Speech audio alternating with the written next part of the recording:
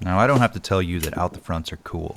You know, classic cool, like a guy with an earring in one ear, who wears fingerless gloves, drives a Camaro, who has a perm. Classic cool.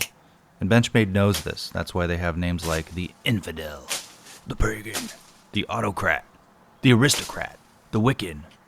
If you don't believe those are real autos, look it up. Would a guy who's into switchblades lie to you? But specifically today, we're looking at the Pagan, because you can't name a knife. Should have bought the Infidel. A knife featuring the same double action technology found in a $30 gas station out the front, and the same old regular steel found in the $90 Griptilian, which adds up to an MSRP of carrying the 5 divided by -3, $400. However, since it's a chisel ground out the front, you could put an aluminum blade in there and it would probably be sufficient. You know, if I were to just predict how much you're actually going to use it for cutting instead of fidgeting. But before we do anything else, and before I make any hard-hitting, cutting up guns jokes that I will immediately regret making, let's look at the dimensions, like the overall length and weight. I know, they should have given you those guns. A felony adds character. Blade length and cutting edge. And I could sleep easy at night knowing that the serial numbers have been logged by local, federal authorities. Your information's in good hands. Handle size and grip area. Did you hear they're going to melt them down and use the blade steel in their new line of autos? A little more environmentally friendly. Spine thickness and handle thickness. Carrying on with the cool sounding naming convention like found in popular model the Autocrat, the next new model is going to be called Tallnesses. It's going to be called the Democrat. Yeah, that definitely wasn't worth the setup. So the Benchmade Pagan is kind of a large switchblade. They wanted to name it Punisher Skull, but settled on Pagan after consultation with their legal department. You know, plus I think it's already a cold steel model. And that makes one guy watching right now roll his eyes saying the Punisher Skull joke would have worked better on the Infidel. Okay, what don't you get about I didn't buy the Infidel? This is all I have. It was a decent deal, and we all make mistakes, okay? Hypothetical guy. It features a stonewashed chisel ground dagger blade made out of 154 cm. 154 cm was a super steel about, I don't know, 20 years ago it seems. And chisel ground means it's flat on one side and regular knife on the other side, or the Emerson grind as it's known. But Benchmade's marketing material says it puts a similar symmetrical look and feel to the original Pagan with the added utility of a single-sided blade, MOLLE compatible, made in USA. Now, I don't know what added utility means, but maybe it means it's just easier to field sharpen. You know, who takes this knife into the field anyway? Do you hunt with it, dress game with it, feather stick with it, or do you stab people occasionally like a normal person? To be fair, I did see someone post a picture the other day on Instagram where someone was cleaning a deer with a combat troodon, so, you know, pardon me, I meant field dressing. It's not a fish. I guess my main beef is that, you know, it's not easy to sharpen and not scratch the shit out of a blade unless you put it on something nicer like a KME or Wicked Edge. So, like, field sharpening usually is cruder, rougher. But, yes, the 40-degree setting on the Spyderco Sharp Maker kind of scratched it. You know, it just doesn't look nice anymore, okay? It's a $400 knife. It kills the resale value. And also, let me put this out there. I get that this knife is made for fast one-handed opening and closing and targeted at first responders and law enforcement. I only say this for the guys that show up and need to post things like this.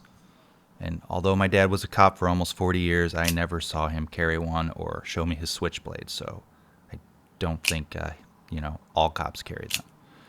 Deployment, smooth and solid. Definitely a number 4 on the Bristol scale. Alternatively, though, a lot of cheap autos are also those things, smooth and solid.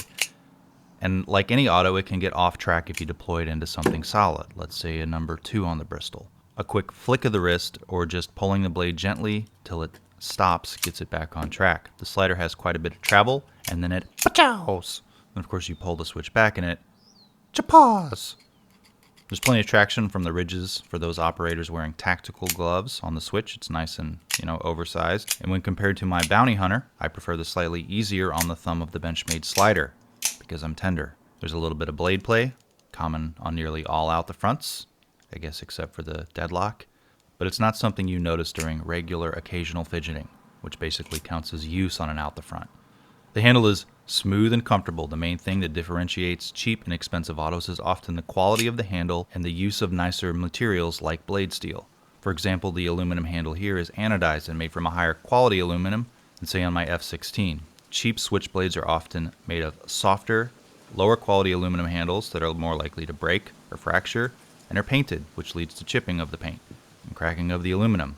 But yes, viewers, all this translates into a great hand fondling experience on the Benchmade Pagan. Clip is nice and deep, and it's a great advertisement to its intended audience as to what knife you're carrying in your pocket. The intended audience, of course, would be law enforcement, so have fun bailing your teenager out of jail when he steals your switchblade that you don't use.